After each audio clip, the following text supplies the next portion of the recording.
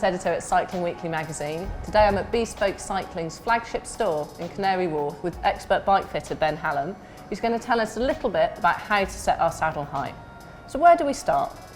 Well, Hannah, there's two ways that we can get roughly in the right ballpark in terms of saddle height. The first uses your inseam, and the second we can do on the bike itself. For the first method, what we want to do is find your inseam measurement. So I find the quickest and simplest way to do this is using a ruler. Just stand roughly shoulder width apart, pop the ruler between your legs just as high as it will go, keeping it nice and level. We want to take a measurement from the side and see how high that is. So it's 755. Once we have that measurement, we want to times that number by 0.887. So we want to transfer this measurement across to the bike.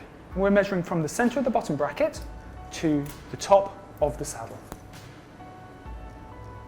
Another way to get in the general ballpark in the right place in terms of saddle height is to use the bike itself.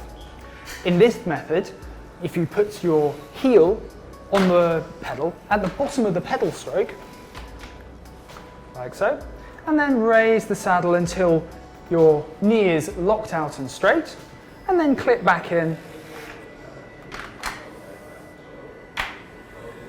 We're going to be in roughly the right ballpark. Now, this doesn't take into account how long your foot is, so again, this is just to get in roughly the right position. So how do I know if my saddle height is now right?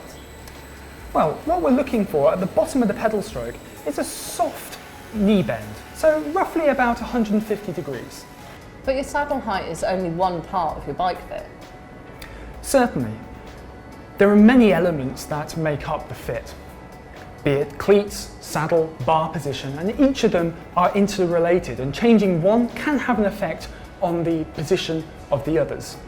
So this is why going and seeing a professional bike fitter gives a comprehensive solution to all of these elements. So how do I know if my saddle height is wrong? You may be getting knee pain. This is a very common complaint from saddle height issues. Now, a very general rule of thumb is that if the pain is on the front of the knee, then your saddle height might be a little bit low.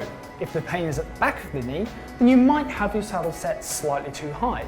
In this occasion, I would probably suggest moving the saddle roughly 3 to 4 millimeters maximum to see if this helps alleviate the problems.